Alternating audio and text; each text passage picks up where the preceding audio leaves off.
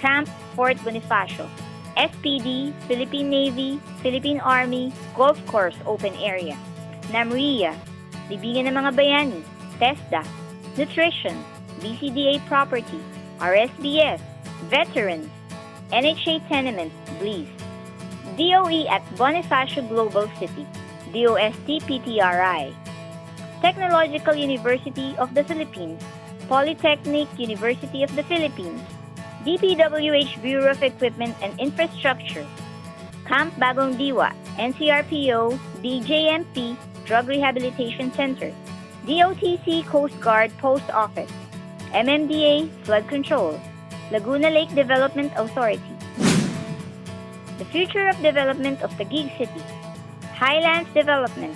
Elevation 17 to 31 meters. Soil bearing capacity 200 kilopascal to 400 kilopascal and above. Ongoing development of 200 hectares Fort Bonifacio Global City. Future development of Mega World on 120 hectares approximate. BCDA property along Lawson Avenue, Fort Bonifacio. Possible future development and nutrition compound approximately 8 HA along Pasang Tamo Extension, Fort Bonifacio. Preservation of historical heritage areas for tourist destination. American Battle Monument and Cemetery. Camp Fort Bonifacio and the Underground War Tunnel, a 2.24-kilometer long that witnessed some of the most violent episodes in the country's fight for liberation during the American and Japanese War. BCDA is rolling out a master plan to restore the underground passageway known to the military as the Fort Bonifacio War Tunnel. Libingan ng mga Bayani. Preservation of national government's owned property. Namria at Lawton Avenue. DOST PTRI MIRDC at General Santos Avenue. Camp Bagong Diwa at General Santos Avenue. TESDA at East Service Road. Ongoing development of McKinley Hills at Barangay Pinagsama. Future development of BCDA property at C5, the 6 villages at Barangays Pinagsama 24 HA. Possible future development of DPWH Bureau of Equipment at General Santos Avenue. Future development of Ayala lands on 120 HA FTI property.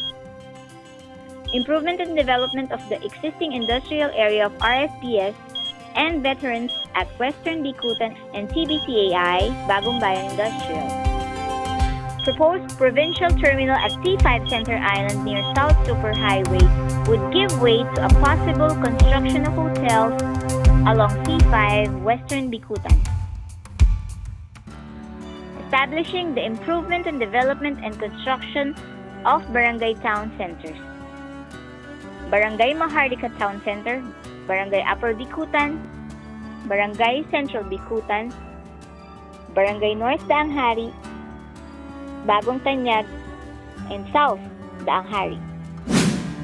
Midlands Agricultural and Open Areas Development. Elevation 14 meters to 17 meters. Soil bearing capacity 25 kilopascal on some areas, 100 kilopascal to 200 kilopascal. Building the new barangay commercial town centers along C6 Dike in land facing Laguna Lake.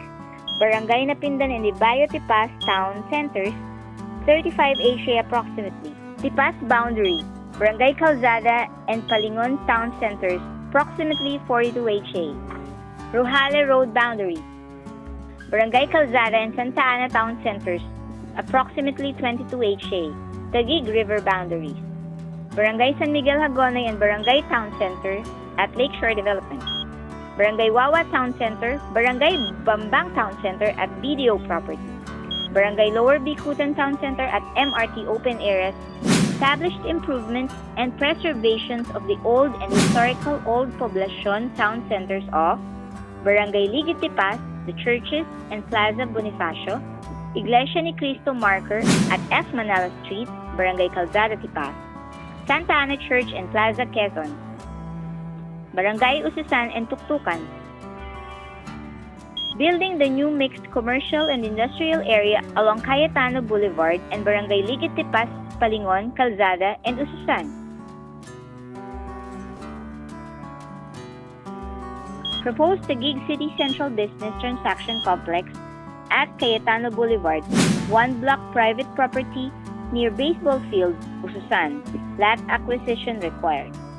A one-stop shop, local government services, national government services, commercial areas, and recreational sports facilities. DOTC property mixed commercial and residential development at New Lower Bicutan. DMCI property ongoing. Commercial and residential development at Barangay Ususan, Bambang, Wawa, San Miguel, and Mahogany. Improvement and development of Ibayo, Tipas, and Napindan industrial areas. Establishing an improvement of the town centers of barangays Pinagsama, North Signal, Central Signal, Katuparan, and South Signal. Future development of R2 builders on 7.62 HA BCDA property Aranay and Maysapang, C5 Ususan. Lowlands development. Elevation 10 meters to 14 meters. Soil bearing capacity 25 kilopascals to 100 kilopascals. Lakeshore Development Project. The idea is with reference to the DPWH Laguna Lake Dredging Project that cost 18.5 billion dredging of the 90,000 HA Laguna Lake Basin. There is a need to pile the silts around the edges to form ring road dikes, extending C6 road dike to Muntinlupa City, then to Laguna and Rizal Province around the Laguna Lake shoreline with flood control pumping stations. This will rehabilitate to deepen as the catch basin. This method will not disrupt the ecological balance of the lake.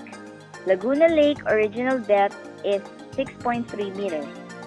Dredging of the lake should be done in phase per zone to allow the fishes and marine life to thrive and complete its spawning and maturity cycle.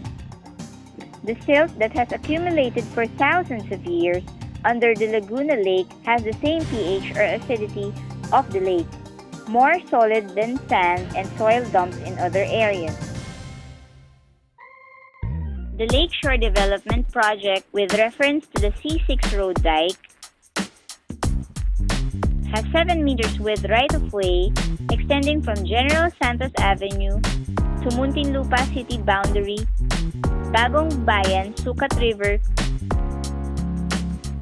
creating a 6-lane highway as per DPWH Ring Dike Project. The lakeside of the existing C6 dike were left underwater. These are private agricultural lands of barangays Napindan, Ibayo, Tipas, Palingon, Calzada, Santa Ana, Wawa, Hagonoy, including the Bay Breeze subdivision and the 52-hectare city property.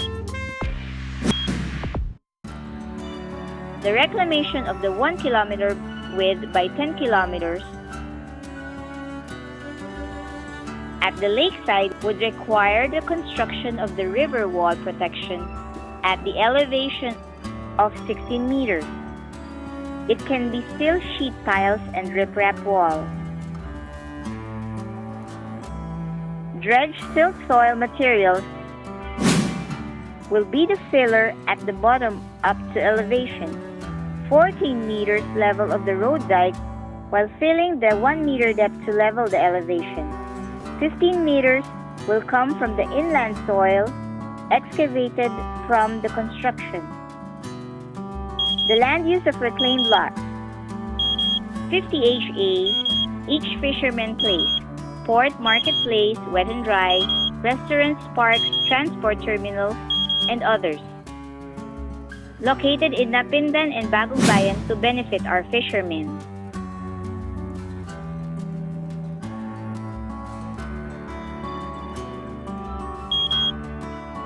preservation of the historical Parola Lighthouse, and building the parks for tourist destinations at Napindan. The replica will be typical with Bagong Bayan. 50 HA each farmer's place. Plantation of different kinds of vegetables, fruits, and others. A small livestock and poultry farm. A Bahay Kubo Park and others, located in 6 locations to benefit our farmers. 100 HA Economic Zone, warehousing mini bay port zone. Product trading with the province of Rizal and Laguna.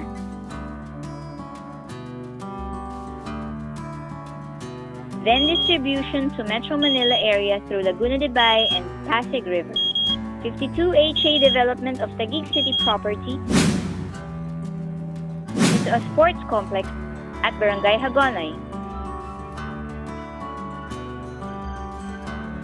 120 HA tourist area at New Lower and Lower Bicutan area. Mini Zoo, Bird Sanctuary, Fisher Aquarium Park, Botanical Garden, open parks and restaurants. Yacht Port Tourist Travel at Laguna Lake. 20 HA bulk water treatment plant produces 300,000 cum per day. Potable water.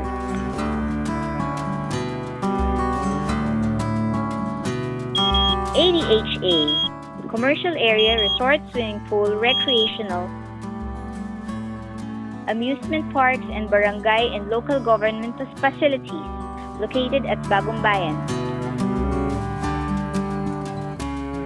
The 10-kilometer by 50-meter width along the wall will become the open marks.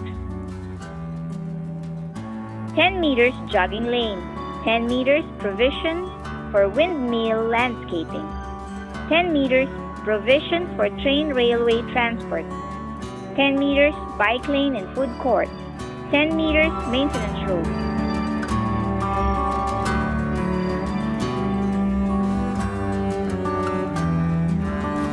The 70 meters to 100 meters with buffer zone of C6 dike inland.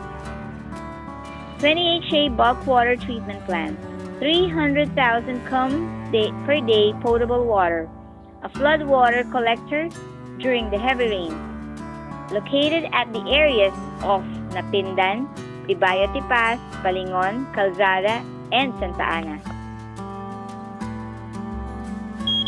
0.8 HA inland C6, 35 HA lakeside C6 near Bay Breeze located at Barangay Wawa in San Miguel. Solid waste facilities, warehousing for the following: material recovery facilities, segregation area facilities, wet material facilities for fertilizer of farmland, dry material segregation facilities, recycling area facilities, plastic conversion to diesel facilities, non-usable material for grinding facilities.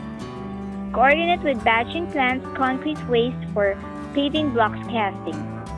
Solution to batching plants waste problem. Future expansion. 0.5 HA donated lot for the proposed Taguig City Emergency Hospital at Barangay Hagonoy. Public lands at Barangays New Lower and Lower Bicutan.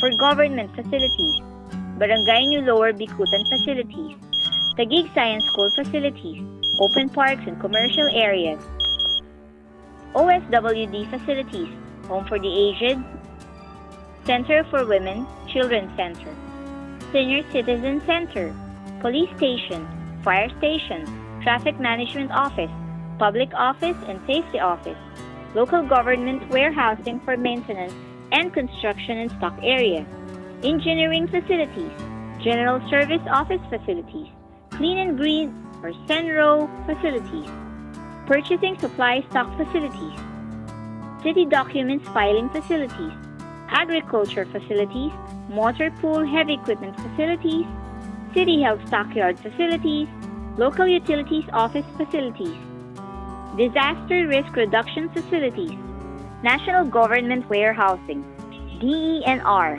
DOTD and Coast Guard, LLDA, MMDA, DPWH, DOST, Transport Terminal, Future Expansion, Commercial Area, Open Parks, City Government Satellite Offices, Barangay Lower Bikutan Facilities. Source of power, electricity, solar panel, warehouse 20 meters by 30 meters with 6 meters by 20 meters. Mezzanine office, 26 kilowatts requirement, solar panel at roof, 600 square meters, 46 kilowatts capacity. 3-story building, 10 meters by 30 meters, 13.716 kilowatts. Solar panel at roof, 300 square meters, 37.2 kilowatts. Windmill possible use. Zoning ordinance specific rules on the following: informal settlers, security of government properties, building safer settlements, and housing projects, Water Waste Management Authority, Lakeshore Development Authority, Waste Management Authority, development and conversion of agricultural lands to residential and commercial use, and soil filing works on rainwater catchment area, development and conversion of agricultural lands to residential and commercial use, and soil filing works on rainwater catchment areas must consider the effect of flash floods surrounding the areas of development, encroachment on right-of-ways and waterways, consideration of building rainwater collector or catchment area for flood control, consideration on building green areas provision on every structure, disaster risk reduction and prevention, climate change adoption, peace and order, utilities requirements, sewage treatment plants, implementation of Taguig City Comprehensive Land Use Planning. Taguig is an institution incomparably progressing with other cities. With its social unity and cooperation, the presence of growing and uprising economy, the safe and healthy environment, together with the rise of a modern and effective infrastructure, I can visualize its shocking transformation into a flash. Elegant and advanced city ready for the worldly recognition. It will be a globally competitive city, not to compare, not to compete, but to exchange, share, and do business with other nations. This, I proudly foresee on Taguig City, our city. Let's lend a caring helping hand. Plan for a better tomorrow.